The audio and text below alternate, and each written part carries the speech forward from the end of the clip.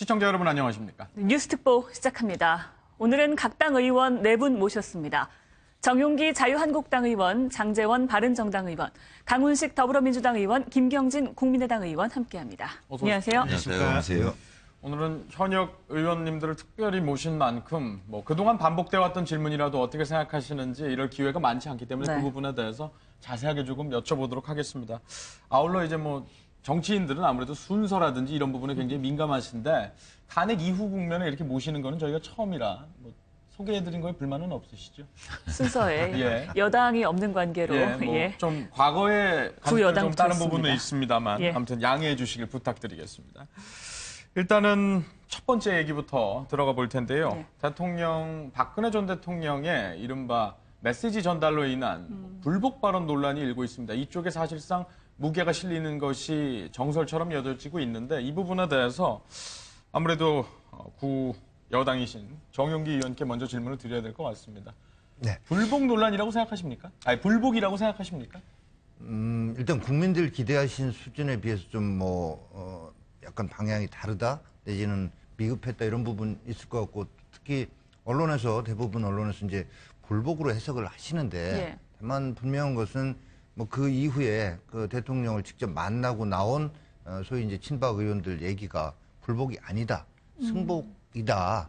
다만 그 후반부에 얘기는 마지막 부분의 얘기는 사법 절차를 앞두고 있으니까 그거에 대한 방어권 행사 차원에서 이렇게 하는 걸로 이해를 해줬으면 좋겠다라고 하니까 직접 만나 뵙고 나온 사람들이 승복이라고 하는데 그걸 또 굳이 불복이라고 이렇게 할 이유는 없지 않겠나 이런 생각을 가져봅니다. 아마 공식적으로 승복이라는 말씀을 안 했기 때문에 그렇지 않은가라는 생각도 드는데 어떻게 보십니까?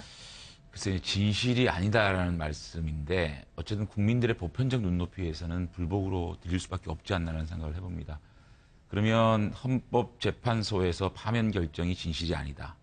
특검과 검찰에서 피의자로 적시되고 공범이라고 적시됐는데 진실이 아니다. 좋습니다. 대통령께서 또 검찰 조사를 받기 때문에 거기서 진실이 아니라는 걸 밝히셔야겠죠. 그럼에도 불구하고 우리 국민들이 바랬고 또 많은 언론들, 또 원로들, 정치인들, 전문가들이 통합과 치유의 메시지 정도는 나와야 되지 않냐는 기대를 했거든요. 참 이런 기대가 좀 과한 기대였나 싶기도 하고요.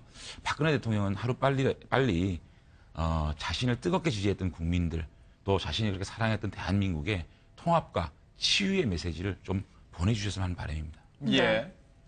네, 이제 그 말씀이 사실은 74년도에 닉슨 대통령이 탄핵됐을 때 결과적으로 탄핵됐을 때 내려오면서 했던 워딩이 이런 겁니다. 우리가 가장 먼저 해야 될 일은 이 나라의 상처를 치유하고 나아가서 지난 시간의 비통함과 분열을 과거사로 돌려야 된다 이렇게 이야기했거든요. 사실은 태극기 집회에서 몇 분이 사망하는 데까지 이르기까지는 굉장히 많이 분열과 반복이 되고 있는데 대통령으로서 그런 부분의 워딩이 있었어야 된다고 저는 보고요. 사실은 이 부분에 대해서 당시에 뉴욕타임즈가 정책적 잘못의 문제가 아니라 국민의 신뢰를 잃었기 때문에 닉슨 대통령의 하야는 불가피했다라고 봤던 것처럼 지금의 박근혜 대통령의 모습도 사실 그것과 크게 다르지 않습니다. 그리고 동시에 보면 헌재에도 이 판결문에서 그런 부분들을 요약하지 않습니까? 예컨대 일련의 언행들을 보면 이런 법 위배 행위가 반복되지 않을 것 같지 않다. 그래서 헌법소의 의지 자체가 없다라고 봤는데 결과적으로 헌법재판소의 이런 결정을 대통령이 수긍하지 않고 또는 또 분열을 방치하고 있는 측면만 해도 마냥 안타까운 상황이다 이렇게 생각이 듭니다. 예, 김 의원님. 저도 조금 안타까운 게요. 우선 국민들이 마음앓이가 벌써 6, 7개월 동안 굉장히 심했지 않습니까? 물론 대통령을 지지하시는 국민도 있었지만 80% 국민은 탄핵이 옳다라는 여론을 가지고 있었거든요. 그러면 그 80% 국민에 대해서도 분명히 뭔가 말씀이 있으셔야 되거든요. 위로의 말씀이 있으셔야 되는데 그런 부분이 없었고 사실 저 정도면 그때 현장에 가셨던 자유한국당 의원님들 계시지 않습니까? 대통령 참모도 하셨고 이런 분들 같이 선거 때 되면 무릎 꿇고 잘못했다고 퍼포먼스 많이 하셨지 않습니까? 저 순간에 왜 그런 퍼포먼스 못 하십니까? 저는 저 장면을 사제에 들어가실 때 저 장면을 집사람하고 보고 있었는데 집사람이 보고 있다가 다시 말을 못 하더라고요.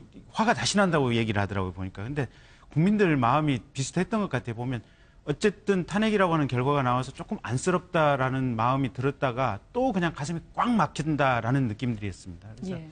국민들의 마음을 이렇게 보살피는 데는 조금 좀 서투신 것이 아닌가 이런 생각이 들더라고요. 네.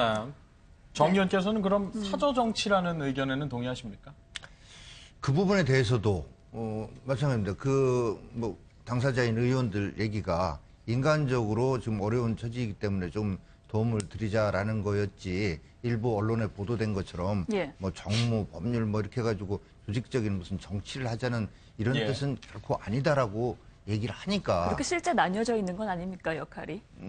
뭐 그 의원들이 보면 이제 전문성이 좀 있으니까. 예. 김진태 의원은 뭐 법조인 출신 법조인이고요. 아닙니까? 예. 그래서 그런 그 부분에서 도움을 드리자라고 했던 건데, 그게 정치를 하기 위한 소위 사저 정치 예. 이런 부분들은 아니라고 당사자들이 분명히 하니까 저희 당으로서는 뭐 솔직히 좀 우려되는 바도 없지 않아 있습니다만은 조금 더 지켜보자, 저분들의 어떤 뜻이. 그래서 일단 그 현장에 나간 것까지는 인간적으로 뭐 충분히 나갈 수 있는 거라고 보고요. 예. 다만 저게 정치 세력화해서 어떤 사저 정치. 근데 우리 대한민국의 이 관료 세계 문화도 그렇고 정치권도 철저하게 현직 중심의 문화입니다. 그래서 이 부분은 이미 탄핵은 역사입니다. 이미 역사이고, 이제 미래를 향해서 우리 공동체 전체가, 정치권도 고민하고 나아가야 될 적이기 때문에 이제 사법 절차가 진행되는 한에 있어서는 계속 언론에 관심을 갖겠죠. 네. 그렇긴 하지만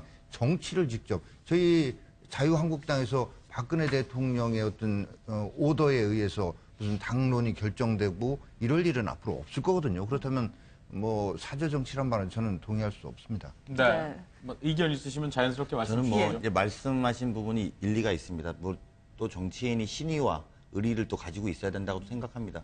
그럼에도 불구하고 저희가 굉장히 공교롭게 지목하는 부분은, 어제 조은진 의원이 이제 대통령하고 독대하고 나서 말씀이 쭉 있으셨잖아요. 그리고 오늘은 또 김진태 의원이 방금 전에 대선 출마했다는 것 아니겠습니까? 잠시 후에, 예. 네, 출마를 할 예정이라고 네. 하는데요. 그러니까 그런 것들을 보면 사전 정치가 아니라고 하더라도 사실상의 박근혜 대통령의 말이 중요해지고, 또 그런 의중을 받던 사람이 대통령 후보로 나오려고 하고 있다는 것은 이미 사저 정치를 이미 시작되고 있다. 그리고 우리가 부정하는 그런 관점들. 그래서 오히려 좀 더 저희가 지금 뭐 주목해야 될 이야기들은 지금 좀 자제해야 되고, 말씀하신 것처럼 저희도 사저 정치가 아니었으면 좋겠는데, 그리고 대통령과의 신의와 도리로서 하는 것에 좀 머물러줬으면 하는 그런 바람입니다. 네, 지금 말씀하신 부분입니다. 조원진 의원이 어제 박근혜 전 대통령을 만나고 나서 한 이야기가 있는데요. 한번 들어보시겠습니다. 거실이 너무 추워서 연락이 안 되는. 현우 씨 와이러스 묻지 마세요. 걱정이 돼서 아침에 제가 찾아뵌 겁니다. 그리고 아직까지 집안 정리가 다 안 돼가 있고, 대통령께서는 조금 다리를 조금 다치셨어요. 발목을. 그래서 조금 힘들어하시고, 보기보다는 생각보다 차분하게 잘 대응하고 계신 것 같다. 불복하신 거 아니냐. 오늘 신문에 많이 나왔는데 모든 것을 책임지고 안에 그 모든 내용들 다 포함된 거 아닙니까? 그렇지만 우리가 헌재 결정에 모두가 다 동의를 하고 또 재판관들을 존경해야 하는 것은 아닙니다. 이번 헌재 결정은 법리를 무시한 정치 판결입니다. 마녀 사냥은 이제 그만하면 됐습니다. 이젠 차라리 홀가분하게 과연 진실이 무엇인지 알고 싶습니다.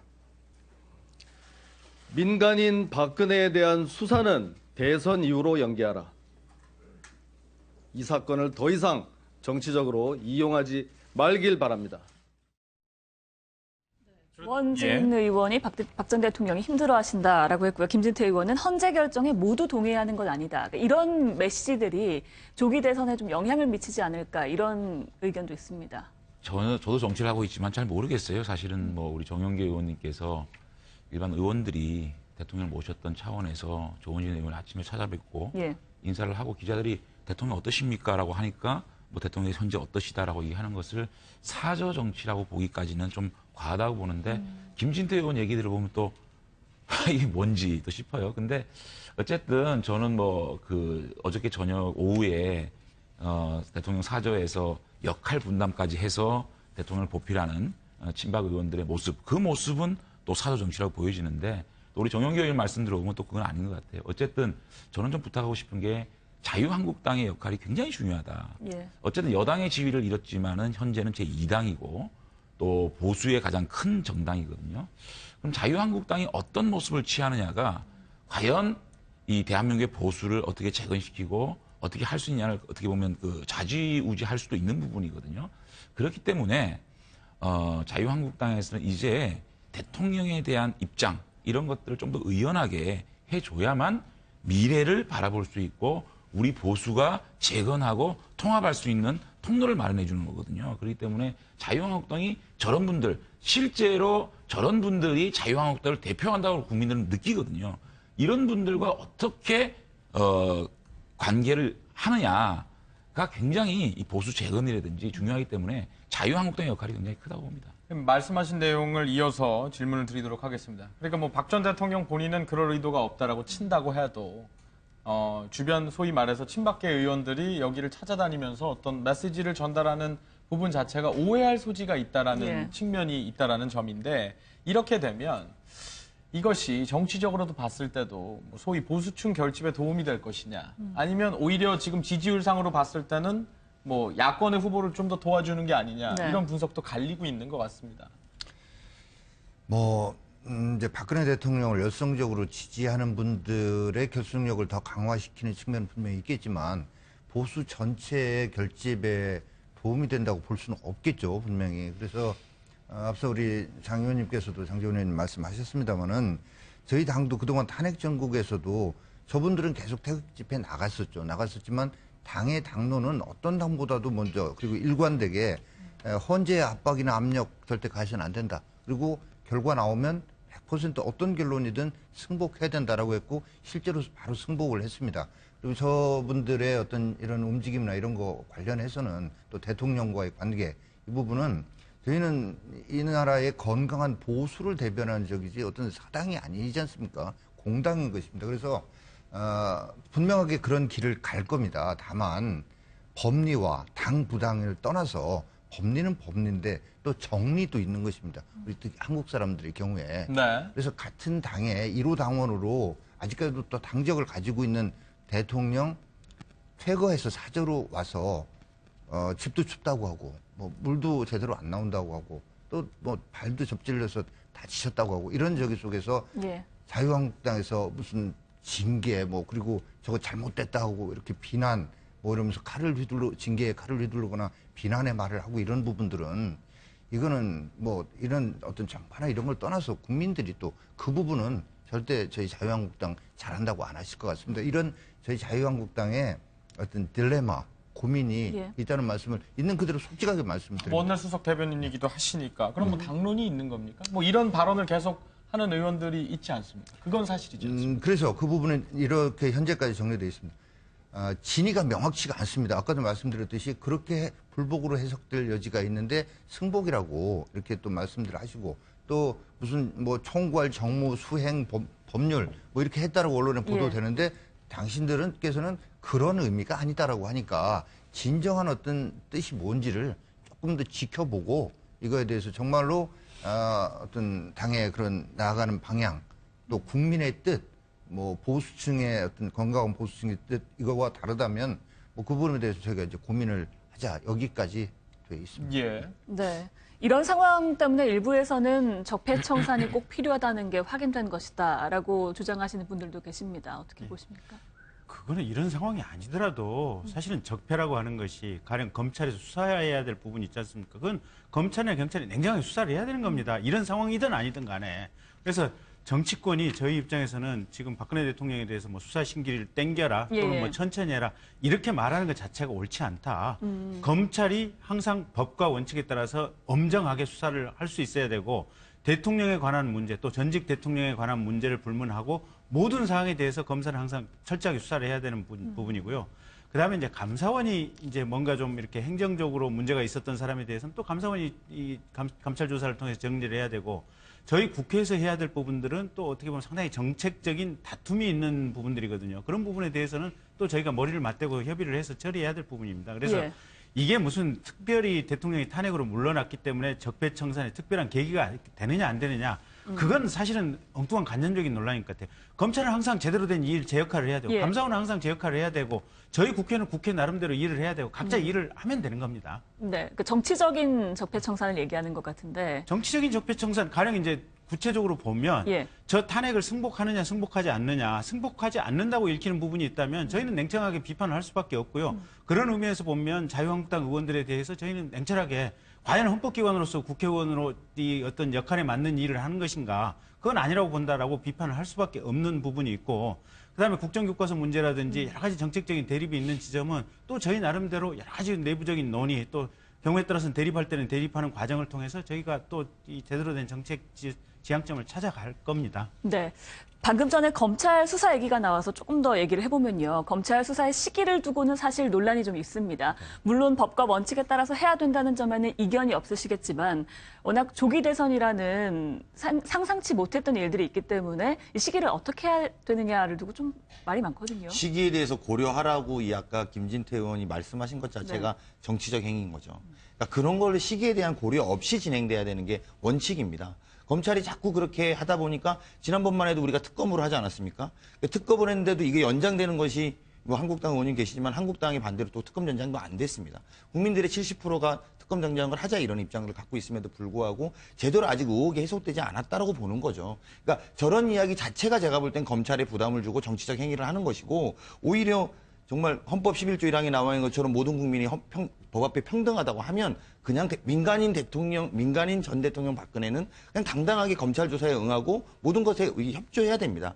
그로 인해서 오히려 저는 보수 진영도 새로 거듭날 수 있다. 그리고 그런 당당함 속에서 한국당도 다시 중심을 만들고 세우는 것이 오히려 한국당의 미래를 위해서 옳은 것이라고 보고요. 또 그렇지 않다라고 하더라도 국민들도 이제 박근혜 대통령 저 사저 앞에 가서 우리 언론들 계속 고생하시잖아요. 국민들도 대통령 계속 걱정할 상황이 아니잖아요. 전직 대통령으로서 국민을 걱정해 줘야 되는데 지금 모든 국민들이 대통령이 어떻게 하실까라 걱정하고 있습니다. 그래서 이런 부분에 대해서 오히려 검찰은 원칙대로 수사하고 정치권은 검찰이 이래라 저래라고 이야기할 때가 아니다. 그래서 그런 정면으로 좀 오히려 검찰이 이번 기회에 지금까지 좀 잃었던 신뢰들을 회복하는 그런 계기가 됐으면 하는 바람입니다. 그게 적기라는 네. 말이 바로라는 말씀이신 건가요? 네, 저는 뭐 검찰의 일정에 맞게 즉시 조사하는 것이 네. 옳다 이렇게 생각합니다. 바른정당 입장. 강훈식 의원 말씀에 동의를 하고요. 어쨌든 헌재의 탄핵 판결과 또 검찰 수사는 또 다르거든요. 예. 헌재에서는 대통령의 헌법이나 법률 위반이 대통령의 헌법 수호 의지가 있느냐, 또 그것이 대통령께서 국가를 통치할 수 있는 자격이 있느냐, 자격 심판이었다고 보면, 또 검찰 수사는 또 범죄의 심각성 이것들을 고려해가지고 또 구속 수사냐, 불구속 수사냐, 또 그런 시기, 또 압수수색의 범위 이런 것들을 이제 규정을 해야 되는 부분이기 때문에 예. 정치권에서 정치 일정에 따라서 검찰 수사를 이렇게 해라 저렇게 해라 얘기하는 거는 또 다른 헌법 위반입니다. 예. 삼권 분립에 정치인들이 그렇게 하는 거기 때문에 그러니까 정치의 일정이나 모든 걸 고려하지 않고 검찰과 법원에 오롯이 맡겨놓는 것이 중요하다고 생각이 들고요.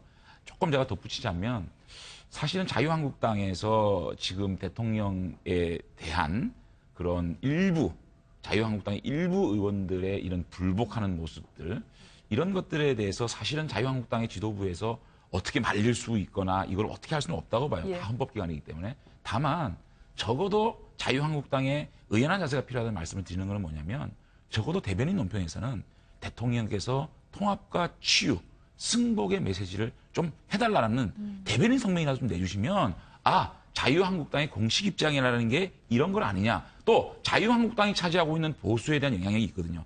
그분들이 자유한국당은 이제 박근혜 대통령에 대해서 참 어떻게 보면 의연하게 생각하면서 새로운 어떤 그 승복의 문화를 만들어가는 보수의 정당이구나 생각할 수 있기 때문에 네. 그런 것들을 해주는 것이 이 일부 자유한국당 의원들이 자유한국당을 대표하는 것이 아니다라는 메시지를 줄 수 있거든요. 네. 그런 것들이 너무 아쉽다. 탄핵 이 메시지, 대통령의 불복 같은 메시지가 나온 다음에 자유한국당에서 아무런 대변인 성명도 없다는 게 안타깝다는 말씀을 드립니다. 네, 대변인으로서 바로 답변 예. 주시죠. 네, 저희는 거듭 말씀드리지만 결과가 나오자마자 이거 승복하고 또 겸허하게 승복하겠다. 그리고 만장일치의 그런 결론이 나온 그 뜻도 깊이 새기겠다. 예. 뭐 이런 입장. 그리고 국민께 정말로 죄송하다. 책임을 통감한다. 이런 말씀 드렸고 그 일관된 입장이다라는 말씀드리고 검찰 수사와 관련해서 조금 말씀. 아니 제가 말씀드린 거는 잠깐만요. 제가 말씀드린 건 뭐냐면 예. 대통령께 자유한국당이 그런 것들을 좀 요구해 주는 게 도움이 되지 않겠냐는 그 문제는 말씀을 아까 제가 말씀을 한번 드렸습니다. 모든 게 다 때가 있는 거 아니겠습니까? 지금은 아니란 말씀이시죠. 당장 상처가 나 있는데 왕소금을 뿌리는 것은 같은 당에 저기를 했던 사람으로서 그는 또 그런 어려움도 있다. 국민들께서 그런 점은 조금 이해해 주시지 않을까. 또 이해를 좀 부탁드리겠습니다. 자, 검찰 수사와 관련해서는 전부 다 의견이 일치됩니다. 예. 그래서 저희 당도 김진태 의원이 대선 이후 뭐 이런 얘기를 했지만 그 자꾸 이제 저런 분들의 말씀이 언론에서 또 부각시키니까 자유한국당의 입장인 것처럼 이렇게 보도되는 것들이 저희도 안타깝습니다. 저희도 이거는 철저하게 검찰에서 법과 원칙에 따라서 흔히 검찰이 항상 입에 달고 있는 법과 원칙에 따라서 결정하면 될 일이다. 그게 당연합니까? 그렇습니다. 다만 네. 이런 거죠. 시기뿐만 아니라 수사 방법, 대상 다 그래야 돼요. 근데 수사 방법에 대해서 일부 당에서는 구속 수사하라 이런 얘기가 나와요. 구속할지 말지 여부도 결국은 검찰의 판단에 의해서 영장 청구하면은 법원에서 하는 사법적인 이런 문제로 맡겨둬야지 뭐를 구속해야 된다라고 하는 이런 자체가 이것도 잘못된 것이다. 또한 검찰도 이번 기회에 정말로 바로 잡아야 될 일이 이런 거죠. 과거에 어땠습니까? 정권 교체가 되면 미래 권력이 어느 쪽으로 갈 것인가에 대해서 검찰이 가장 촉각을 곤두세웠다가 그 미래 권력의 입맛에 맞게 기획 수사를 하는 이런 행태를 보였거든요. 이거 하지 말아야 된다. 그리고 저희도 사실은 그런 식의 구속 수사를 이렇게 주문하려면 할 얘기가 많다. 고영태 일파 수사하라. 그리고 우병우도 그래요. 저희 당 입장에서. 우병우도 검찰이 청와대 압수수색 때문에 안 된 것처럼 그러는데 민정수석실에 있는 직원들 수사했으면 됐을 겁니다. 안 했잖아요. 검찰에 있는 우병우 사단 수사했으면 되는데 안 했잖아요. 특검에서도. 특검조차도. 검찰도 특검도 제 식구, 검찰 식구 감싸는 이런 식의 저기를 버리고 좀 해달라는 말씀드리고 적폐청산 문제도 좀 드릴 말씀이 있는데 나중에 좀 기회를 주시면 예. 그 부분 그 말씀드리겠습니다. 말씀은 근데 앞서 그 말씀은 지금까지 어떤 수사가 미진했던 부분에 일정 부분 책임이 뭐 특검이라든지 특수본이라든지 이런 데 있다는 말씀으로 들리는데 그렇습니까? 책임의 전부 다가 거기에 있다는 건 네. 아니죠. 예. 그러나 거기도 의지가 그런 부분에 대해서는 의지가 부족했다라고 보는 거죠. 정말 그 말씀 들어보니까 안타까워요. 이게 왜 이렇게 이중작전인지 모르겠어요. 검찰에 대해서 수사에 간섭하지 말라 그래놓고 또 수사 범위까지 정해줍니다. 이런 것들이 아니, 좀 그러니까 잠깐만요. 그거 하지 말자 제가 이거예요. 말씀 좀 장의원님 드릴게요. 말씀 듣고 말씀 이어가겠습니다. 말씀하세요. 장의원님 아니, 먼저 말씀 주십시오. 예. 그래서 검찰 수사는 수사대로 이제 탄핵 정국이 끝났기 때문에 오롯이 검찰에 맡겨야 된다. 그리고 이 검찰이 자꾸만 자유한국당에서 정권 말기에 또 다른 권력의 줄을 쓰고 또 편파 수사를 한다는 말씀을 하십니다. 그러면 지금까지 자유한국당은 박근혜 정권을 운영하면서 검찰을 그렇게 신용하시겠다는 얘기입니까? 그래서 이제 검찰권에 대해서 이렇게 비판을 하고 자신들이 유리하면 검찰권이 잘 운영된다 그러고 자신들이 뭔가 불리할 것 같으면 거기에 칸막이를 치고 권력에 줄 선다. 이렇게 얘기하지 말고요. 정말 그렇게 생각한다 그러면 이제 검찰 개혁에 함께 나서고 이번에 사실은 그 검찰의 수사 이것은 정치권에서 더 이상 왈가왈부하지 말고 수사의 범위, 시기 모든 것을 검찰과 법원에 맡겨놓으면 좋겠다는 말씀을 드립니다. 네. 아니, 새누리당 정권뿐만 아니라 역대 정권 내내 검찰이 그런 행태를 보였던 것들을 이번에 검찰 개혁 어제도 국회의장과 사당 원내대표 회동에서 예. 그 문제가 거론이 됐습니다. 그래서 앞으로 논의하기로 했거든요. 해 나가야죠 국회에서. 근데 저도 같은 얘기예요. 똑같은 얘기. 그러니까 다 관여하지 말자. 근데 수사 시기뿐만 아니라 방법을 구속 수사해야 된다 이런 얘기들이 나오니까 네. 그런 여론에 의해서 또 어떤 정치적인 집단의 요구에서 검찰이 저기 하지 마라. 우리도 그렇다면 이런 얘기도 할 수 있는 것인데 우리도 하지 않겠다. 이런 취지로 말씀을 드린 겁니다. 국민의당이 주장하는 검찰 개혁은 뭐 검사 출신이기도 하시니까 예. 그 궤는 조금 다른 것 같습니다만. 근데 저희는 지금 이미 야당이 공수처 법안을 지금 발의를 해놨거든요. 그러니까 야3당에서 지금 검찰의 특수수사 기능, 중요 사건에 대한 수사 기능이 경우에 따라서 너무 정치에 휘둘리고 또 경우에 따라서 너무 정치권에 무기력한 모습을 보였기 때문에 예. 이거는 일정 정도 경쟁하고 일정 정도 동시에 별도로 수사할 수 있는 이 시스템을 만드는 것은 공수처가 최선의 대안이다라고 저희는 이미 개혁 방안을 내놓은 상태입니다. 예.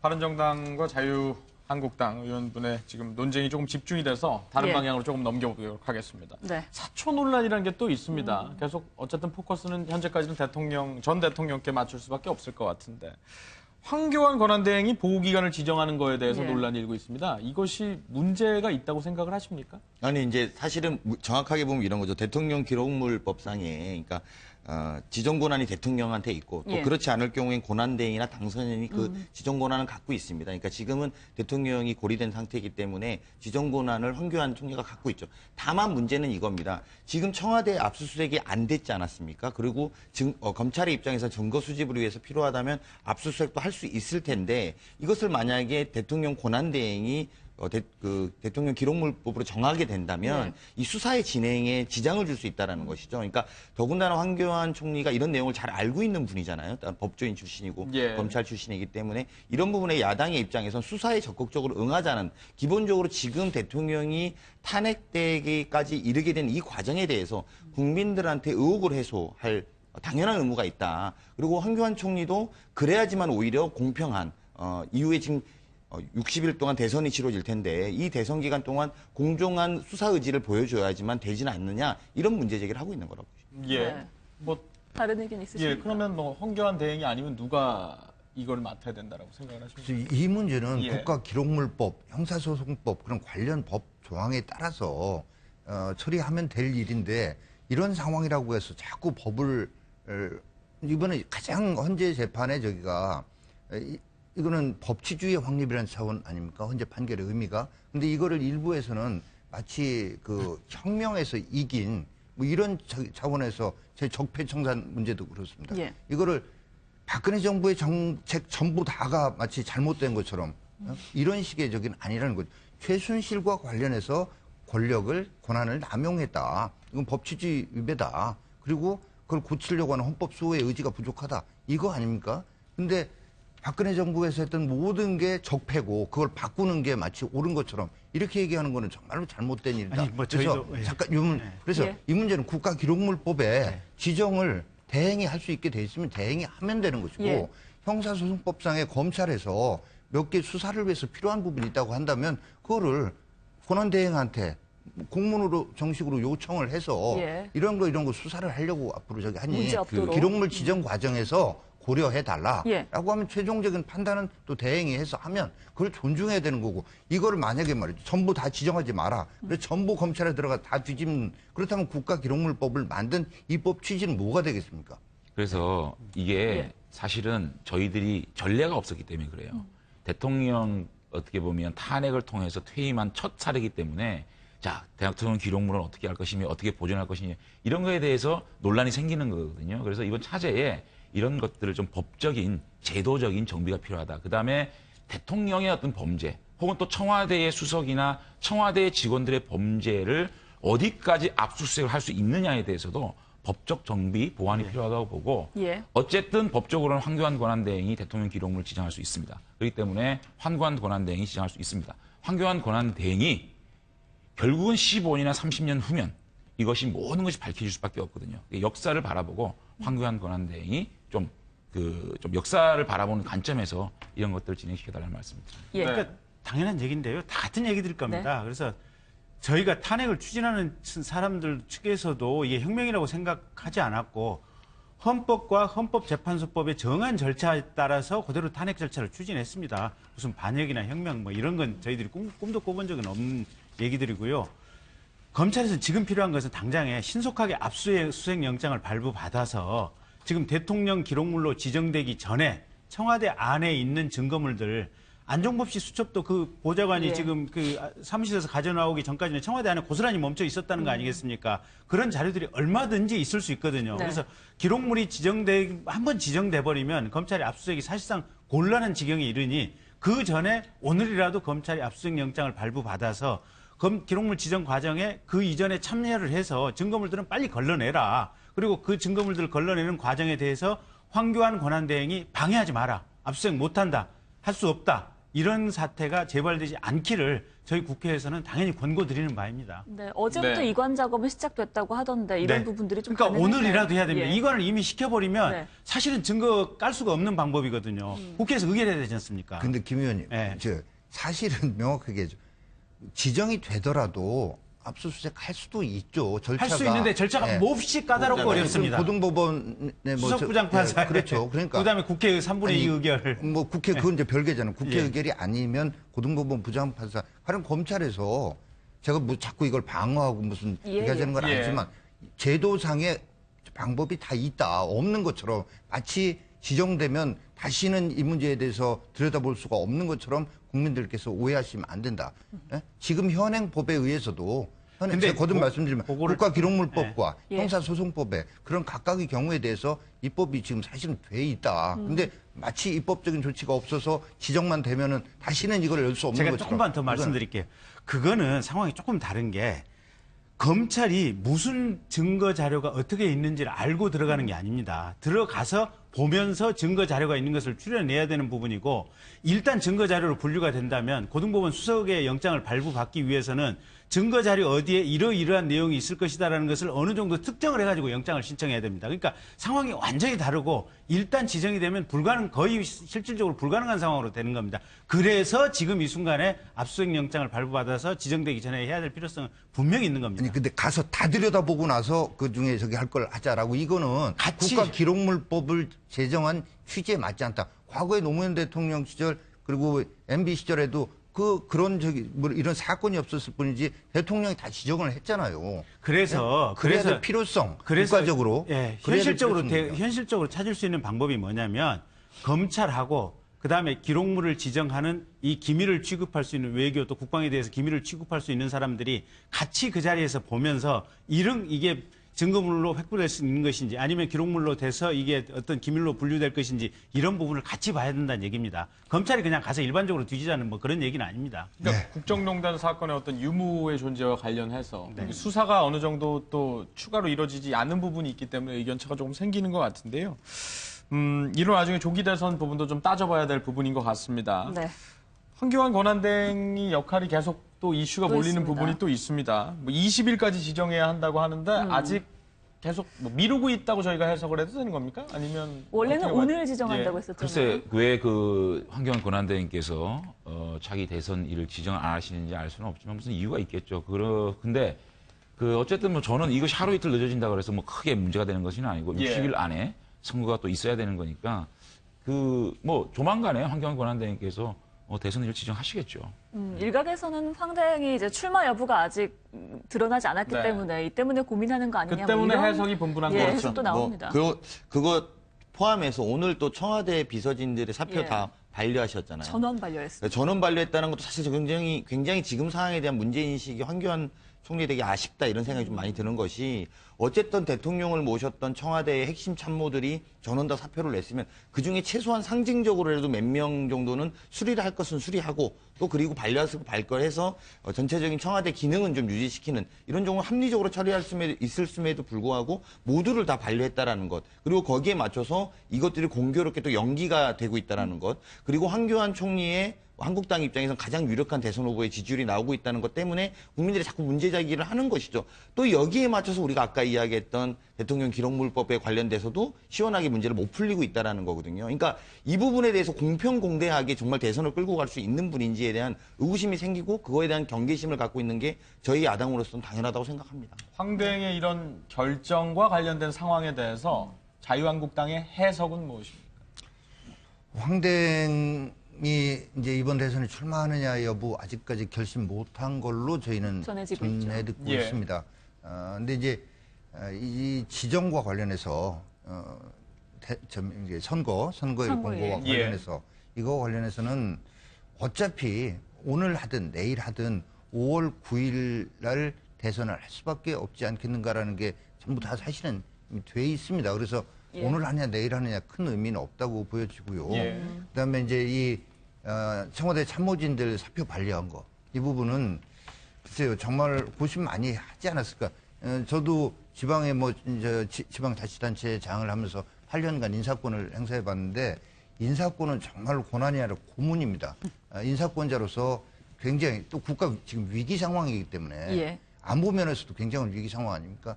중국과의 통상 마찰 뭐 등등해서 정말 깊은 고뇌 끝에 내린 결정이라고 받아들이고 싶습니다. 근데 이제 이렇게 우리 강훈식 의원 말씀 들어보면은 야당 입장에서는 황교안 권한대행이 공정하게 대통령 선거를 관리해야 되는 입장이잖아요. 근데 뭔가 조금 대통령 자기 출마에 대해서도 말을 안 하시고 그다음에 그 대통령 청와대 비서실을 사실 국가안보실이라든지 핵심 어떤 그 수석이나 실장들 남겨놓고는 좀 이렇게 수리를 하는 것도 맞는데 또 그 국무회의를 열어가지고 이게 지금 차기 대선 일정을 정확하게 못을 박는지 이런 것들을 신속하게 해주지 않는 것들을 어떻게 보면 이것이 뭐 이해가 되는 부분이지만 어떻게 보면 자신의 어떤 대권의 기반을 마련하기 위한 행보 아닌가라고 오해를 그러니까 황교안 권한대행이 그렇다 안 했나 모르겠지만 예. 오해를 할 수 있는 소지가 있거든요. 그렇기 때문에 황교안 권한대행이 이런 것들을 불식시키기 위해서는 본인이 대선 출마에 대한 명확한 입장이 밝혀지지 않으면 어떤 행보도 야당이나 야권 지지층에서는 그렇게 생각할 수밖에 없지 않습니까? 자, 이 정도 됐습니다, 지금. 차기 대선 이제 이 60일 안에 선거가 벌어져야 됩니다. 그럼에도 불구하고 황교안 권한대행의 차기 대선 출마 여부를 국민이 모른다? 이게 국민에 대한 도리인가? 한번 생각할 필요가 있지 않나 생각이 듭니다. 그러니까 네. 황대행은 사실은 냉정하게 말하면 출마하셔서도 안 돼요. 왜냐하면 박근혜 대통령이 탄핵당한데 최소한 본인이 소극적 간접적인 정치적 책임이라도 있어요, 보면. 그 책임이 있는 분이 이 상황에서 대행 자리를 그만두고 또 다른 관리자를 세워놓고 대선 출마를 한다? 이건 사실은 국민에 대한 신뢰랄까 정치적인 책무 측면에서는 많이 어긋난 것이다, 정치 도의에서. 법적으로 불가능한 건 아니지만요. 예, 법적으로 불가능한 것은 아니지만 그래서 출마를 해서도 안 된다, 당론적으로 그렇게 보고 있고 어쨌든 지금 이렇게 공식적으로 공표를 안 하고 있는 것은 할까 말까 마음속에 고민을 하고 계시다는 징표예요, 이게 보면. 근데 과연 그 자세가 총리로서 정말 국가를 경영했던 사람으로서 그게 맞는 자세인지 마음의 자세인지 한번 좀 반추해 보시라고 말씀드리고 싶어요. 네. 네. 뭐 추가로 하실 말씀 있으시면.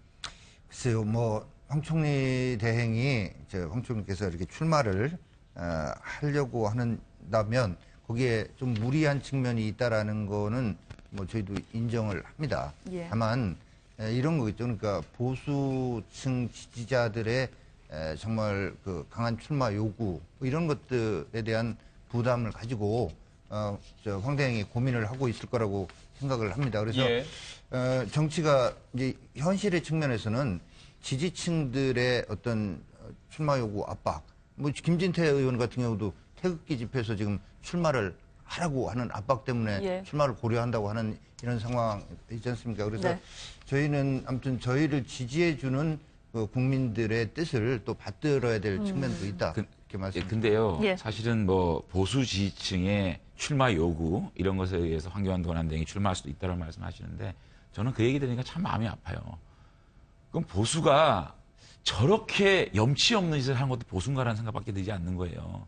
지금 이 엄중한 국가의 위기 상황에서 대통령 선거를 잘 관리해서 권력을 이양시켜야 되고 저는 만약에 이번에 대통령 탄핵이 기각됐다 그러면 황교안 권한대행이 충분히 출마할 수 있다고 봅니다. 근데 이게 탄핵이 인용이 된 대한민국 헌정사의 첫 이런 일이 있었는데 지금 황교안 권한대행이 하고자 하는 일을 그 책임과 역사적 임무를 다하는 것이 보수거든요. 보수가 책임지는 거고 공정한 건데 그거를 남겨두고 보수가 요구를 해서 난 나가겠다? 참 보수가 참 정말 슬프다는 생각이 듭니다. 제가 네. 좀 덧붙여서 말씀을 좀 드리면 만약에 황교안 총리가 출마하게 된다면 국민들은 또 한 번 비극입니다. 대통령이 탄핵돼서 총리가 고난대행을 하고 있는데 대통령이 탄핵돼서 총리가 출마를 해서 그것까지의 고난을 우리 지금 유일호 경제부총리가 대통령 고난대행이면서 총리 고난대행이면서 기획부장부 장관을 하시는 거거든요. 근데 이건 사실 국민들한테 굉장히 예의가 아니라고 저는 생각합니다. 기본적으로 보면 물론 개인의 출마는 본인의 자유겠지만 예. 야권, 그러니까 현재 여권의 입장에서 과거에 얼마 전까지 여당의 입장에서 생각하면 오히려 만류하셔야 된다. 그래서 나라를 위해서 공정한 대선으로 본인의 걸 만들어 놓고 다음 기회 또는 뭐 이 이후에 올 대선에서 본인이 고민해봐라라고 하는 게 합리적인 생각인 것이지 이 부분에 대해서 지지자들이 응원하니까 우리는 할 수 있다 이렇게 말씀하시는 것은 굉장히 저는 위험하다는 생각이 듭니다. 자, 예. 대행의 대행을 또 이렇게 지명하고 이런 부분들에 있어서 무리한 측면이 있다라는 거는 예. 저도 그래 좀 일정 부분 인정한다 말씀드리잖아요. 다만 지금 국가적으로 굉장한 위기 속에서 보수가 어떤 적보다 책임 정치를 해야 된다는 측면도 맞습니다만은 궁극의 책임은 뭐냐면요. 국가의 안전과 국민의 생명 이런 재산을 보호하는 이게 보수의 궁극의 책임입니다. 그래서 나라가 저도 지역에 다녀보면 이게 나라가 어디로 가는 거냐 도대체 불안해서 못 살겠다. 빨리 좀 안정시켜달라. 이런 요구도 있는 것입니다. 그런 국정 안정에 대한 어떤 저기가 황교안 총리 내지는 황 대행에 대한 지지로 나타나고 있다라고 하는 측면도 저희는 생각을 하는 거죠. 예. 네. 이렇게 판이 벌려진 마당에 각 당 이슈로 좀 집중을 해보도록 하겠습니다. 뭐 네. 자유롭게 발언하셔도 되고요. 순서에는 구애를 받지 않도록 하겠습니다. 네. 자유한국당이 황교안 총리, 황교안 대행 얘기가 나왔으니까 말씀인데 경선룰 가지고 이제 얘기가 또 분분한 것 같습니다. 그러니까 황 대행을 포함해서 뭐 홍준표 지사까지 포함해서 이른바 후보는 뭐 오늘 김진태 의원이 출마하면 12명 정도 되잖아요. 근데 공식은 표를 주는 거 8명. 아니냐 이런 논란이 있는데. 이런 겁니다. 이건 정치는 거듭 말씀드린 현실이라서 이번 주말까지 3분으로 압축을 하는 거를 하고 예. 그 3분 중에 한 분이 예를 들어서 지지도가 한 15% 20%로 나오면 그대로 해서 본경선 해서 3분 중에 한 명 뽑으면 됩니다. 그런데 현실적으로 만약에 3분이 이렇게 압축됐는데 3분 지지도를 다 합쳐도 정말로 미미하다. 근데 아직 그 안 한 분이 밖에서 본인도 의지를 가지고 있고 또 지도가 어느 정도 나오거나 또 만약에 선언하면 지도가 어느 정도 나올 그런 가령 15% 20% 나올 그럴 분이 계시다고 한다면 그 기회를 열어놓는 것이 정당으로서는 생존 전략, 선거 전략 차원에서 당연한 일일 겁니다. 근데 그래서 컷오프를 하는 거는 이해가 좀 안 되죠. 아니 컷오프는 어느 당에서도 다른 선거에서도 많이 합니다. 왜냐하면 지금 말씀대로 예. 12분이 나왔는데 예. 12분을 가지고 다 경선을 치른다는 것은 여러 가지 면에서 선거를 하는 실무적인 측면에서까지도 문제가 있다라고 하는 것이 저기 다른 당에서도 그런 부분들은 채용해서 채택해서 할 게 있습니다. 그래서 이제 일부의 불만이 있었습니다만은 어제 저희가 의원총회를 열어서 현실적으로도 이렇습니다. 왜 현장 투표를 안 하냐 그러는데 예. 저희가 준비가 워낙 늦었지 않습니까? 1호 당원인 대통령의 탄핵도 결정 안 됐는데 어떻게 준비에 들어갈 수 있겠어요? 그래서 이 1차적인 컷오프를 위한 어떤 그것도 현장 투표를 하려면 인쇄용지 주문을 바로 어제 했어도 토요일이나 나온다는 겁니다. 그런 상황 속에서 현실적으로 실무적으로 도저히 불가능하고 이런 상황이다라고 하니까 모든 의원들이 동의해서 일부 좀 불만을 가진 주자들도 있지만 그 주자들한테 잘 설득하고 설명해서 이대로 갈 수밖에 없다는 결론을 내렸습니다. 그렇다면 도리어 그 부분에 대해서 다른 생각을 또는 이전부터 다른 생각을 품고 있던 의원들에게는 뭐 옆에 바른정당이라는 또 뭐 같은 어떤 부류에서 나온 당도 있고 그래서 분열의 빌미를 준다고는 생각 안 하세요? 글쎄 이제 뭐 자유한국당에서 바른정당은 몇 명으로 오고 안 오고 이런 논의를 하기는 너무 지금 시간이 촉박하고 또 그런 거 오늘 보시면 아시겠지만 우리가 합당할 수 있을 것 같아요. 지금 힘들 것 의견을 같죠? 많이 근데 가지셨습니다. 이런 것 같아요. 자유한국당에서는 사실 그렇습니다. 저희들이 뭐 자유한국당 내에서 경선 룰, 또 방침 이런 것에 대해서 뭐 자당 내에서 또 우리 국민들을 또 바라보고 하는 룰이겠지만 이게 맞는 경선인가라는 생각이 듭니다. 사실은 보수층에서 의미 있는 지지율이 나오는 게 황교안 대행이라고 얘기했지만 방금 여론조사 지지율이 나오더라고요. 예. 1, 2, 3위가 더불어민주당입니다. 공동 4위에 황교안 대행이 지금 랭크하고 있고 한 자릿수입니다. 자, 이분의 경선 참여를 위해서 새치기 경선이라고 김문수 이제 그 전 지사가 말씀하셨는데 이런 모습을 봤을 때 그래도 어떻게 보면 지금 보수 진영에서는 어떻게 명분 있고 잘 질까다 연구를 해봐야 되거든요. 근데 명분 있고 잘 지게끔 하는 경선 룰도 아닌 거 저희가 볼 때는 그렇습니다. 자유한국당의 경선 룰이라는 게 사실 컷오프로 한 사람은 컷오프 당하고 컷오프 한 사람이 나중에 또 여론조사에 뛰어들 수 있는 거예요. 그러니까 이런 참 이게 어떻게 보면 공정하지 못한 보수 정당의 룰을 바라볼 때 참 다른 보수 정당으로서 안타까움이 있고 다만 저희들은 그렇게 생각합니다. 어쨌든 그 지금 상황에서 현실적으로 보수층이 어떻게 보면 정권을 창출하기는 참 신라 같은 희망이 있을 정도의 힘든 상황인데 그럼에도 불구하고 원칙과 어떤 그 정확한 우리 국민들이 볼 때 공정한 룰을 가지고 후보를 만들어내고 그 후보를 통해서 보수가 이런 겁니다. 정말 우리가 앞으로 바른 보수의 길을 가겠습니다. 새로운 보수를 가겠습니다라고 정말 우리 국민들 앞에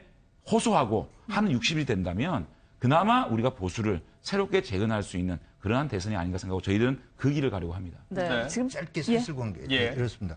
자, 저희가 한 사람만을 위해서 그런 뭐 새치기를 열어놓은 그게 아니고요. 예.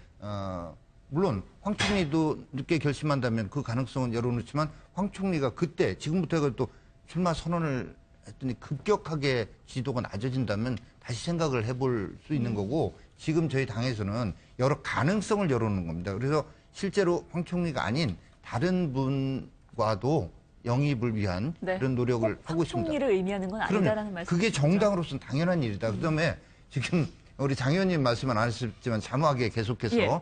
뭐 이제 바른정당에서 이 비박계 30명 예. 좀비 정당에서 나오라. 탄핵에 동의했던 네. 사람들은 근데 그래서 제가 그 방금 가능성을 저기- 여쭤본 거죠. 예. 예. 예. 근데 이 부분은 뭐 여기 TV까지 나와서 이렇게 뭐 서로 하게 이렇게 헐뜯고 이런 모습 보이는 거는 보수층 국민들이 볼 때 정말 추하게 보일 거라 저도 언급을 안 하겠습니다만은 서로 최소한의 예의는 있어야 되는 것이 아닌가. 또 같은 당에 몸을 담고 있었는데 좀비 정당 운운하는 거 이거는 저는 바른정당 스스로의 어떤 저기 격을 이게 위해서도 대변인 논평이었습니까? 아니, 좀비 정당이? 자막에 계속 그러니까 저게 어디서 나온 얘기죠? 모르겠어요 저도. 네, 지금 저것도 저게 일부 의원들의 네, 말일 수가 맞습니다. 있는데 저거는 바른정당에서 옳지 않은 얘기라고 생각합니다. 예, 그러니까 예. 저희도 일부 강성 친박 의원들 얘기가 저희 자유한국당 예. 입장인 네, 것처럼 비슷한 보도되듯이 입장이라는 걸 네. 알겠습니다. 네. 말 나온 김에 바른정당의 김무성 의원 비대위원장설이 좀 예. 나오고 있는데요. 어떻게 사실은 김무성 대표께서 대권 후보도 내려놓으시고 예. 또 당에 창당하면서 저희들은 많은 의원님들이 김무성 대표의 리더십으로 바른정당을 이끌었으면 좋겠다라고 생각을 했는데 또 어떤 당직도 맞지 않겠다. 그렇게 말씀하셔가지고 이제 정병국 대표 체제로 갔는데 이제 탄핵이 인용된 이후에 좀 더 큰 정당, 더 넓은 정당이 되기 위해서 모든 우리의 당 지도부, 당 대표와 최고위원들이 사퇴를 한 상황이 됐습니다. 그래서 우리가 창당의 발긴이었고 창당의 주역이었지만 저희들이 주인 행사하지 않겠다. 이 보수 정당의 보수가 한 묶음이 될 수 있으면 저희들이 다 내려놓겠다는 입장에서 이제 그 당 지도부 사퇴를 했는데 지금 상황에서 우리 바른정당을 원내의 모든 인사들을 우리가 생각해 봤을 때 바른정당을 이끌어 나갈 수 있는 분이 그러한 네. 리더십을 가지고 있고 경륜과 또 회한이 있으신 분이 김무성 대표가 아닌가라고 비대위원장으로 모시고 싶습니다. 그럼에도 불구하고 본인은 예. 어떤 그 빅텐트라든지 어떤 그 물밑에서 역할을 하겠다는 말씀을 하시고 있기 때문에 저희들이 김무성 대표에 부탁을 하고 있고 김무성 대표는 좀 더 넓게 비워놓는 좀 이렇게 비워놓으면 좋겠다는 말씀을 하고 계시기 때문에 예. 조만간에 지도부는 또 만들어지고 그럼 더 큰 당내 의견으로는 김무성 의원의 재등판이라든지 비대위원장을 좀 바라는 입장을 전문으로 어떤 겁니까? 받아들여도 될까요? 그런 분들이 많은데요. 예. 그래서 김무성 대표가 지금 왕관 입장이기 때문에 선거 관리 뭐라 그러죠? 선대위, 경선이요? 예. 선대위를 조기 선대위를 구성해서 아. 만들어 가자는 얘기도 있고 네. 다양한 의원들이 지금 논의를 하고 있는 과정입니다. 네. 예. 이 얘기는 뭐 바른정당 입장에서는 조금 뼈아픈 얘기일 수 있겠습니다. 지지율이 그렇게 사실 신통치는 않습니다. 맞습니다. 지지율상이라는 전제를 드릴게요. 그래서 뭐 김무성 의원의 재등판론도 나오고 있고 뭐 김종인 전 대표라든지 소위 말해서 빅샷들을 좀 모셔서 뭔가를 새롭게 추진하는 거 아니냐 이런 얘기도 나오는데 가능성. 방금 우리 앵커께서 말씀하신 부분 겸허하게 지금 받아들이고요. 사실은 우리 국민들께서 탄핵 인용을 해야 된다라는 국민들이 80%였거든요. 근데 더불어민주당 같은 경우에 45%, 국민의당이 10% 정도 나오지 않았습니까? 그러면 탄핵을 찬성하는 국민들 중에 25% 정도가 지지 정당이 없다는 거거든요. 그 25%를 저희들이 수용을 못한 부분 때문에 5%로 이렇게 지지율이 낮아진 것 같습니다. 그것은 저희들이 좀 확실하게 보수 세력으로서 어떤 그 자리매김을 못한 부분도 분명히 있고요. 또 지금까지의 양극단, 어떻게 보면 태극기 집회를 나가시는 분들은 자유한국당, 또 촛불 집회를 나가시는 분들은 또 상징성이 있는 더불어민주당 쪽 지지를 양극단에서 저희들이 공간이 좀 협소했다는 부분도 있고 그런 것들을 이제 저희들이 지금 탄핵 인용이 되고 또 우리 국민 보수가 바른 보수로 진정성에 나아갈 때 그 25% 정도를 저희가 흡수를 하면 탄력을 받을 거라고 생각이 들고요. 그다음에 저희들이 대선을 임하는 입장은 아까도 말씀드렸지만 승패에 연연해서는 안 된다. 승패에 연연하지 않고 가치연대, 이를테면 경제민주화라는 대한민국의 양극화를 해소시킬 수 있는 뭔가 좀 격차를 해소시킬 수 있는 그런 경제정책과 또 개헌 문제가 됩니다. 개헌 문제는 사실상 이번에 국정농단이 어떻게 보면 그 권력 구조 문제 때문에 모든 게 벌어졌다고 생각하지 않습니다. 가장 큰 문제는 사람의 문제였고요. 그 다음은 제도적 문제였거든요. 그래서 제도적 문제를 해결할 수 있는 부분은 개헌이 맞다. 그렇다면 개헌 세력과도 함께 할 수 있는, 그 개헌과 또 경제민주화 이런 것들을 함께 가치를 연대할 수 있다면 함께 갈 수 있는 새로운 세력들을 태동시킨다 그러면 우리 대선이 한번 이쪽에서도 저희 진영에서도 한번 해볼 수 있지 않느냐 생각이 들고 너무 나간 질문일 수 있지만 그럼 뭐 김종인 전 대표하고도 말씀이 많이 됐다고 이해를 해야 되나요? 그러니까 아니면 그냥 모든 원점상에서 본다고 말씀? 그럼요. 원점 지금 말이 되고 저희 정당의 김종인 대표는 모시고 하는 부분이 아니고 연대의 대상으로 생각을 합니다. 김종인 대표께서는 뭐 저희 정당에 오신다는 어떤 그런 차원보다는 나중에 연대의 대상으로 보고요. 다만 우리 김종인 대표가 가지고 있는 경제민주화에 대한 상징성 그런 것들은 저희 바른정당이 함께 구현할 수 있는 가치라고 생각을 합니다. 네, 김종인 전 대표 얘기가 나왔으니까 더불어민주당 얘기로 넘어가 봐야겠죠. 네. 김종인 전 대표를 문재인 전 대표가 끌어안아야 한다라고 강 의원께서 얘기를 하신 게 있습니다. 왜 결국 결론적으로 못 끌어안았다고 보십니까? 그렇죠. 그러니까 그게 많이 안타깝습니다. 사실은 지난 총선에 더불어민주당이 세간의 여론조사는 당시에 이제 새누리당이 압승할 거라고 예측했습니다만 더불어민주당이 굉장히 일당으로 선전하는 데는 김종인 대표의 역할이 컸습니다. 예. 그리고 그 부분은 사실 어느 정도 중도 표심에도 영향을 미쳤다고 저희들 자체적으로 보고 있는데요.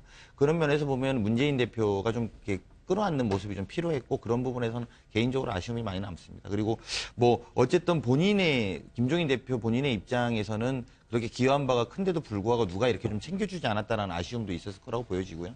그런 면모에서 보면 이제 사실은 김종인 대표 탈당이 저희로서는 사실은 안타깝고 아프다고 생각하고 있습니다. 하지만 지금 당내의 분위기로만 좀 전달을 해드리면 저희는 뭐 앞선 두 당보다는 비교적 이 당내 경선 준비를 좀 많이 해온 편이거든요. 그래서 준비가 좀 잘 돼 있는 편이기 때문에 모든 당의 전체적인 체제가 경선에 집중하다 보니까 김종인 대표 나가신 거에 대해서는 또 나가셨나 보다. 또 어떻게 하시는지 좀 잘 지켜보자 이런 입장을 갖고 있습니다. 예. 지금 지지율상으로 보면 1, 2위가 이제 문재인 전 대표하고 안희정 지사죠. 그렇죠. 근데 이제 어떻게 통합을 할 것이냐를 두고 궤가 좀 다른 것 같습니다. 근데 양쪽 모두 비판의 지점이 있는 것이 이제 문재인 전 대표의 원칙 있는 통합이라고 한다면 그러면 누군가를 결국에는 배제하는 것이 아니냐. 그런 얘기가 나오고 있고 적폐청산이라는 얘기. 결국에는 배제의 정치로 가게 되는 게 아니냐. 궁극적으로는. 그리고 이제 안희정 지사 같은 경우에는 대연정 대개혁을 얘기하면서 너무 원칙 없이 끌어안는 거 아니냐라는 비판과 동시에 직면해 있습니다. 네. 그 뭐 말씀대로 그 장단점이 다 있습니다. 이제 중요하게 볼 문제는 지금 적폐청산을 우선시하느냐 아니면 그게 아니라 통합이 우선시하느냐 이런 지점에서 사실은 당원들도 그런 선택들을 강요받고 있는 건데요. 저희 당이 지난주까지 1차 국민경선 참여 모집을 163만 정도 했거든요. 그리고 아마 열흘을 추가적으로 더 하게 되면 한 250만 정도 갈 거라고 목표하고 있습니다. 당 내부에서는. 250만 정도 되면 사실은 이제 그런 공간에서 통합의 메시지가 더 먹히느냐 적폐청산의 메시지가 더 국민들한테 소구할 수 있는지 봐야 되는데요. 제가 뭐 그 개개인의 대선 주자에 대해서 어떤 게 제 취향에 맞느냐고 말씀드리는 건 의미가 별로 없을 취향이 거예요. 아니라 당에서 보고 있는 시각을 그게 좀 쟁점인데요. 예, 그리고 저희 당은 어쨌든 개혁 성향이 강한 분들은 적폐청산이 우선돼야 된다고 보고 있는 거고. 하지만 집권을 위해선 연정의 문제를 또 무시할 수는 없다. 그리고 사실은 뭐 최근에도 저희가 특검을 연장하자는 국민의 부푼 그런 것도 있음에도 불구하고 특검이 연장이 안 되지 않았습니까? 한국당이 연장 합의를 안 해준 건데요. 근데 한국당 탓이라고 이전에 이런 문제를 해결할 때는 대연정 같은 그림이 좀 있었으면 그렇다면 한국당도 함께해서 이런 것들을 좀 만들어낼 수 있었을 거라는 아쉬움이 들기 때문에 그리고 또 사실은 매년 대선을 보면 이런 지점은 있습니다.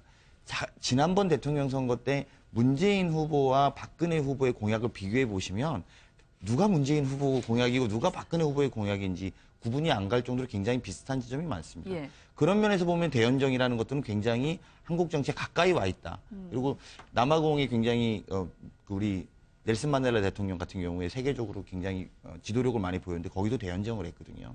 극과 극을 다 끼워놔서. 이런 것들을 보면 대연정이 굉장히 유의미하다라고 보는 게 있고요. 또 한편으로는 지금 우리 오늘 그 박근혜 대통령 오늘까지도 우리가 계속 사절을 비추고 있습니다만 계속 저럴수록 국민들의 입장에서는 적폐청산 문제를 끝내지 않을 수 없다. 이런 요구들이 계속 나올 수밖에 없는 거거든요. 이 문제 한 번은 얼마 전에 MBN에서 여론조사했던 거 보니까 헌재의 결과에 승복하라는 사람들이 92%로 되고 헌재 승복하지 않아야 된다는 게 6%인데 지금 이 6%의 국민적 지지를 바탕으로 한 듯한 느낌을 자꾸 주어서는 계속 적폐청사의 논의가 정치권에서 될 수밖에 없다라는 이런 것들이 양론되고 있다라고 보시면 될 것 같습니다. 예. 네, 국민의당 얘기도 좀 해보겠습니다. 국민의당은 이제 당내 갈등이 좀 표출되는 듯한 모습이 보이고 있어요. 다음 달 5일에 이제 후보 선출일을 정하자라고 했는데 다음 달 5일로 정하자라고 했는데 안철수 전 대표 측에서 좀 반발을 한 것 같습니다. 그러니까 정하자가 아니고 정했습니다. 정했는데 이걸 반발하면 이게 바뀝니까?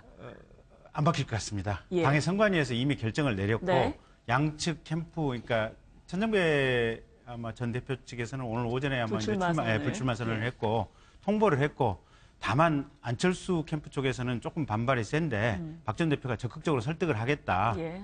말로서는 어떤 선거 일정상으로 보면 안철수 대표의 얘기가 맞을 수는 있겠지만 대승적인 차원에서 수용을 해달라라고 아마 박 전 대표께서 오전에 아마 안철수 전 대표에게 부탁을 했고 어느 정도 수용해가고 있는 과정이 아닌가 싶습니다. 그래서 큰 문제 없이 아마 마무리 지어질 것 같습니다. 근데 이 부분에 대한 호남 민심은 좀 다르지 않을까요?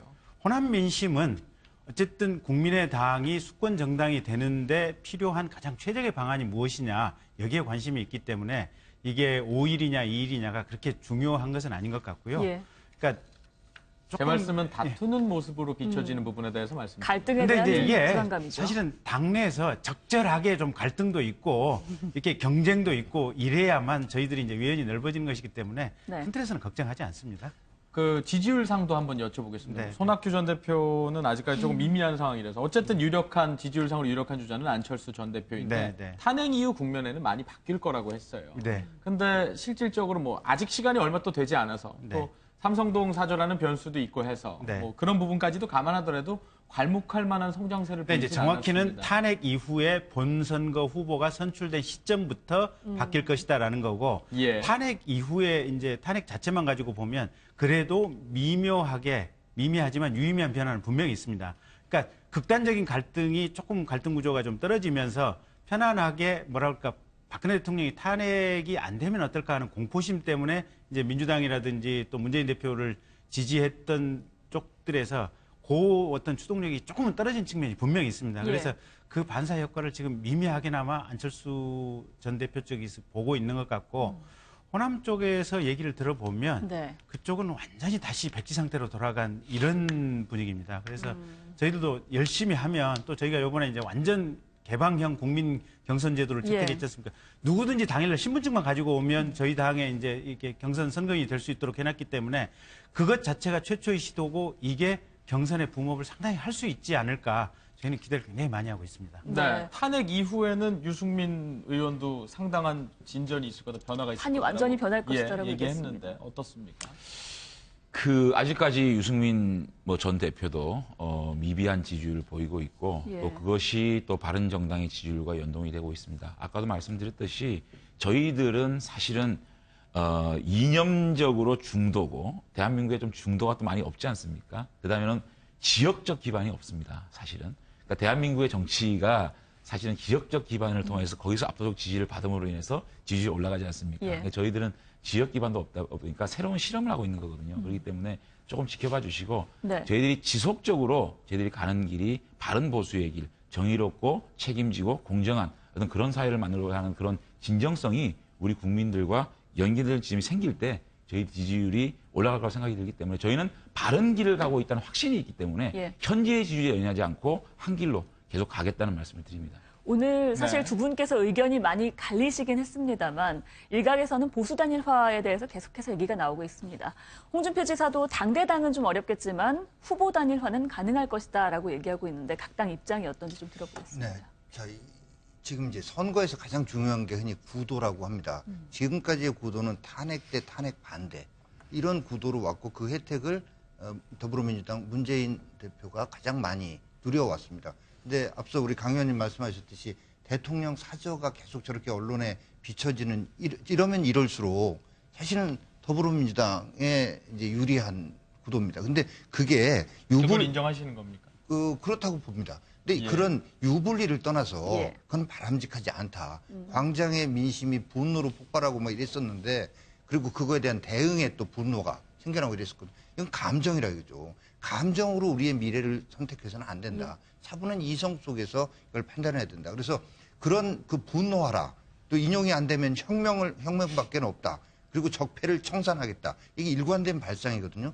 자, 근데 적폐 청산의 방법도 이건 혁명이 아니기 때문에 법치주의의 테두리 안에서 법에 의해서 해야 되는데 만약에 집권하고 나서 그런 게 잘 개혁이 안 되면 어떻게 할 거냐. 촛불의 힘을 믿는다. 이런 식의 얘기가 나왔어요. 그렇다면 법으로 하지 않겠다는 것인가. 그래서 철저하게 법치주의에 의해서 해야 되고요. 그다음에 적폐청산을 얘기할 주체로서의 예. 자격이 과연 더불어민주당에 있는가. 탄핵 사태가 벌어지기 전까지 문재인 전 대표와 더불어민주당의 지지도가 얼마나 미미했었는가. 과거 집권할 때 얼마나 많은 적폐들을 만들어냈는가. 예. 정권 교체를 얘기하는데 저희가 볼 때는 적폐 교체, 패권 교체밖에는 되지 않는다. 그래서 그런 차원에서 예. 제도를 바꿔야 된다. 아까 장 의원님 사람의 문제라고 하셨는데 저희는 그렇게 보지 않는 겁니다. 박근혜 대통령 처음에 취임할 때 부모도 안 계시고 남편도 없고 자식도 없기 때문에 정말로 잘할 거라고 봤습니다. 과거의 대통령들도 정말로 준비됐다고 했고 정말로 잘할 수 있다고 했는데 그러지 못하고 적폐를 만들어냈었다. 이거는 시스템의 문제다. 그래서 보수 단일화 말씀하셨는데 물론 보수 단일화라고 하나의 이것도 저희가 의식을 하고 노력을 해나가고요. 예. 또 다른 차원에서는 방금 말씀드린 대로 제도의 개혁을 위한 연대. 그러니까 김종인 더불어민주당 전 대표 또 예. 국민의당까지를 다 하는 그런 어떤 그거를 예. 자꾸 반문연대로 하는데 알겠습니다. 반문이 아닙니다. 그러니까 예. 반패권 개헌연대 이거를 향해서 끝까지 네. 마지막 후보 등록 전까지 노력을 해 나가겠습니다. 알겠습니다. 네, 예. 국민들이 볼 때는 반문연대입니다. 그게. 반문연대고요. 사실 그렇습니다. 저희들이 고민의 지점은 있어요. 사실은 자유한국당에서 아직까지 박근혜 대통령에 대한 명확한 입장 또 탄핵 인용의 대통령께서 치유와 통합, 승복의 메시지를 내지 않고 있는데 그런 부분에 대한 대통령에 대한 요구 또 어떻게 보면 진박 그분들과의 어떤 관계 이런 설정들이 안 된 상황에서 과연 저희들이 보수 후보가 단일화 될 수 있을까 하는 고민은 되지만 현실적으로 지금 이게 너무 기울어진 운동장이고 또 우리 보수 진영을 바라보는 많은 국민들이 또 보수 정치를 갈망하는 많은 국민들에 대한 보답 이게 하나의 그 우리가 할 수 있는 일이냐. 그러니까 많은 우리 보수를 지향하시는 국민들은 또 갈라진 데 대한 또 비판이 계신 거거든요. 그래서 저는 자유한국당에 달려 있다고 봅니다. 자유한국당이 이번 탄핵 사태 이 사태에 대해서 어떻게 생각하느냐 또 이 예. 국정농단 사태에 대한 어떤 입장이냐 네. 또 그런 데 대한 관련 있는 분들과의 어떤 관계를 설계하시냐가 보수 후보 단일화의 고리라고 생각합니다. 예, 네. 만약 가능성이 열려 있다고 지금 상황에서 본다면 이제 민주당, 정의당, 뭐 국민의당 이렇게 새 후보가 나온다면 또 좀 갈리는 거 아니겠습니까? 근데요, 예. 제가 현실적으로 볼 때는 대선이 지금 56일밖에 안 남았어요. 네. 이게 시간적으로 불가능한 얘기들을 지금 하고 있는 거예요, 보면. 단일화 자체가 불가능한 단일화 자체가 거고요. 불가능한 거예요. 각 당의 후보 선출하는데도 예. 시간이 지금 부족해가지고 거의 빠듯해서 아까 정윤기 대변인님 말씀대로 지금 인쇄할 시간 자체가 없다고 하는데 어떻게 단일화가 가능한가? 연대를 단일화는- 하려고 빨리 후보를 만드는 겁니다. 전날도 가능한 거 아닙니까? 불가능하다고 봅니다. 예, 어떻게 보십니까? 저도 사실은 쉽지 않을 거라고 봅니다.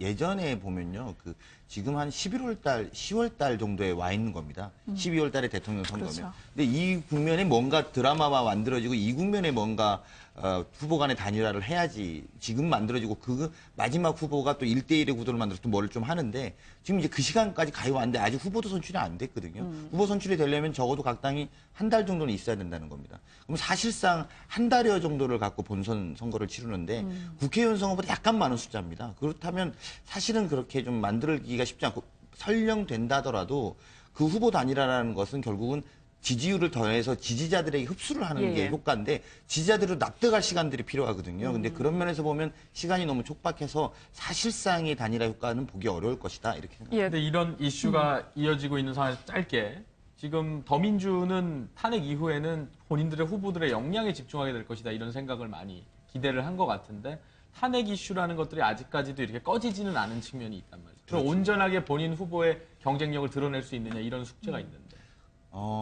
두 가지가 존재하는 것 같습니다. 말씀대로 실제로 탄핵 이슈가 딱 끝나면 이게 좀 끝나서 평상심으로 돌아와서 후보의 개인기들이 좀 드러나는 이런 국면들에서 좀 보기를 저희 모두가 바라고 있는데 예. 아직 그게 안 된 지점들이 있죠. 근데 이 부분에 대해서도 대통령 후보들이 어떤 생각을 갖고 있는지도 또 되게 중요한 관점인 것 같습니다. 그래서 아까 우리가 잠깐 이야기했던 적폐청산 대 대연정의 관점도 예를 들면 지금 현재 이 탄핵에 남아있는 이 부분을 어떻게 바라볼 거냐. 한측에서는 적폐를 청산해야 된다는 거고 한편은 이제 끌어안을 건 좀 끌어안아야 된다라고 예. 보고 있는 거거든요. 그러니까 이런 과정들 자체가 후보 개인들에 대한 어떤 리더십 또 정치적인 지향에 대한 판단의 기준이 되지 않을까 생각이 듭니다. 네. 김경진 의원께서도 짧게 한 말씀. 아니 근데 저는 적폐청산과 통합이 대립되는 개념은 아니에요. 예. 검찰, 경찰은 수사 열심히 해서 범죄에 있으면 냉철하게 가려서 빠짐없이 처벌해야 돼요. 그 네. 누가 됐든 전직이 뭐가 됐든 네. 감사원 행정감사 제대로 해야 돼요. 다만 정치권에서는 저희들끼리 머리를 맞대고 통합하고 화합하는 알겠습니다. 자세로 일을 하면 됩니다. 네, 저희 오늘 알겠습니다. 말씀 여기까지 듣겠습니다. 고맙습니다. 고맙습니다.